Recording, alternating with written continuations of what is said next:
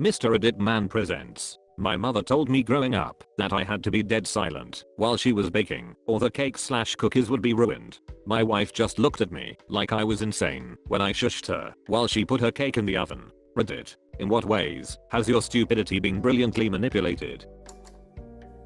We cannot go to McDonald's. It's closed. Never questioned it. As a child I just thought McDonald's had a horrible business model being closed all the time. The McDonald's my mom would take my nephew to was under construction for a while, and we decided to take advantage of this. We started telling him, sorry, it's still under construction, whenever he would ask to go, and we did not want to take him. The little malarkey wised up though. At around 5 he started with, I do not think so. We should go check on it, and now that has a week shy of 6 he tells us right off that we're wrong.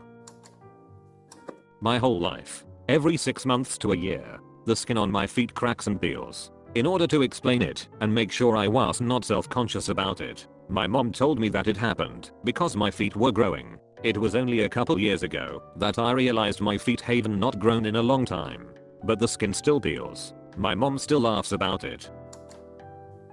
When I could not sleep, my mother would give me sleeping potion, a dab on the nose, sniff it and I would fall asleep. Once, when I was about 16 or 17 I could not sleep. So I asked my mom if she could give me some of that stuff she did when I was a kid. It was perfume, you idiot. When my brother, sister, and I were little, we played a game where every time my mom or dad would yell statue, usually in a moment when we were being particularly rowdy, we'd all freeze in place. The first person to crack lost the game. We loved the malarkey out of that game. I think one time we were locked in an epic statue battle for close to an hour. It took me until I was about 14 to figure out this was an extremely clever way to make children's foo. When I was a camp counselor, I'd use it on my kids all the time. Genius. Mom and dad. Genius. When I was a toddler, my mom told me that certain toys had to stay in the playpen. So I would actually ask to be put in the playpen and would never fuss about it. I was not the brightest crayon in the box. My parents told me that chocolate milk came from brown cows. I had no reason not to believe them. When I was 5, a teacher rhetorically asked the class if chocolate milk came from brown cows. Everyone screamed out at the same time. Class. No, oh. Me. Yes. Turns out, my parents are ducking liars. When my sisters and I were kids, my mom hid the remote for the garage door where we could not see her pushing the button. She convinced us that the door would not open or close unless we said please and thank you. We grew up to be very polite. My dad told me that special dark Hershey's were for dads only, and on Halloween he would make me go through my candy to give him all of them. My mother told me that if the car door were ever open while the car was moving, I remember vividly, sucked right out of the door. I marveled for years about how exactly a vortex would be formed, eventually trying to gather some empirical data and scaring the malarkey out of my mom. This was before child locks were a thing. Get off my lawn. I was told the same thing, but with the added the door must be locked at all times, because if it's not the latch could just come undone and fling the door open. I'm 32. I still lock the doors when I drive, just in case. My mom told me the wheels of a car could not move until every seatbelt had been buckled. That there was literally a mechanism preventing the wheels from rotating till every one buckled. I believed this for 24 years. You bet I'll tell my children the same thing. I was always told to eat my crusts or my hair will not go curly. I do not know why I would have wanted curly hair, but now I have got curly hair. Stupid crusts. My dad told me and my brother that if we do not crouch in the elevators our wieners would fall off. We even warned our friends about it. Yeah. He said it was so we would not accidentally press any buttons. When I was a kid my mother would occasionally make mac and cheese. I thought I was an awesome little chef and wanted to help with everything when in reality I was just getting in the way. It made her nervous what with the boiling water and all. So she would give me the cheese packet, not the powdery kind, the gross but oh so delicious cheese boo, and tell me it needed mixing. I would sit on a stool in the kitchen for like 10 minutes poking at this little bag of cheese to mix it up. I did this last summer when I was making it for myself. I'm 20, and my mother saw when she passed through the kitchen and busted out laughing. I was just sitting on the stool, diligently kneading cheese. I felt like a bit of moron when she explained her laughter. You'd think I would have noticed that it wasn't on the directions. My parents told us that the emergency room was closed on the weekends. Around 5 PM on a Friday my mom would say, "Don't you get hurt or you'll bleed to death by Monday." We believed it until I was around 11 because we never had to go to the ER. Probably because the fear of death made us extra careful. When I was babysitting in high school, I told the 8-year-old boy and his buddy not to get hurt on their trampoline.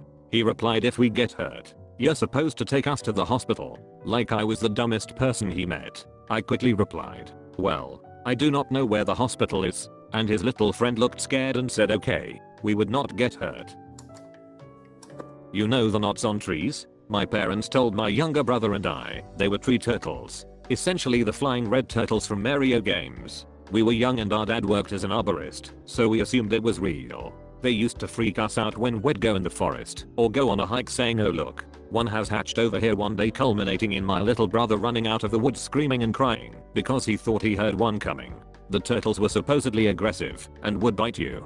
Our dad had a big scar on his arm from a chainsaw accident, and he would tell us it was from a tree turtle attack while working. The ducked up part about all this is eventually they figured they should stop ducking with us like this, since my brother was getting so scared. But they never told us. So when I was about 15 years old it just popped into my head one day. One of those things your brain randomly plucks from years and years ago. Hey ...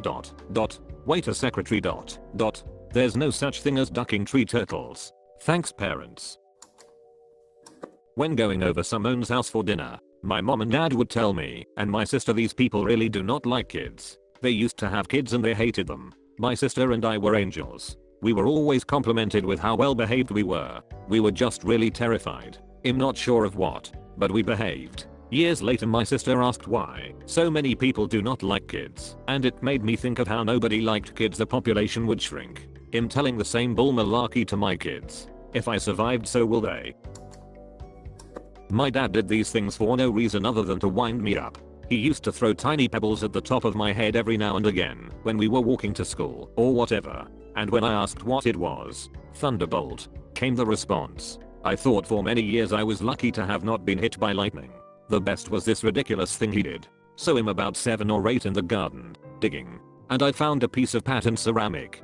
Being a child I thought it was really cool and possibly an ancient relic, so I showed my whole family and put it in a box in the bottom of my wardrobe. Bedtime comes that night and dad comes in to tell me a story about a little girl who found an ancient relic in her garden. The story was about how the relic belonged to Hades, who came back across the river Styx to get it back. He tapped on her window slowly and just kept tapping. Eventually the little girl got up and opened her curtains and Hades was there, asking for it back. She refused. The fool. And he took the little girl to hell instead. Obviously there were more details and tension. Dad is a good storyteller. Night night lip, you sleep tight. And if I were you, would put that pot back where you got it. Don't not be silly dad. It's my treasure. I was not scared by that, and I told him that too. So I'm lying there and I can hear this tapping noise. Very lightly at first, but then louder and louder. And I know my window is not near trees or accessible to people or anything. I'm lying in bed, convinced Hades is outside my window, but I'm too terrified to get the relic. I'm frozen with fear. Do not want to call out or move in case Hades sees or hears me. The tapping is getting louder and more urgent now. I'm seriously regretting ever digging anywhere ... When I just hear my mum say, "What on earth are you doing, you silly old fool?" from the hallway, and she brings my dad, who cannot stop laughing, in to apologize because he was leaning out of the window next to mine. No mean feat. He had to get nearly entirely out, tapping on my window with a stick with the sole intention of scaring me malarkeyless. Nevertheless, I still took my relic back to the garden and buried it the next day. When I was very little, like maybe less than 7, when my dad wanted to keep me busy, he would tell me to go see if he was outside. My dad asked me to go see if my dad was outside ... and I would go check. Also, he was never there, which was disappointing. I played tuna with my parents. It involved the family tucking up in bed like tunas in a can.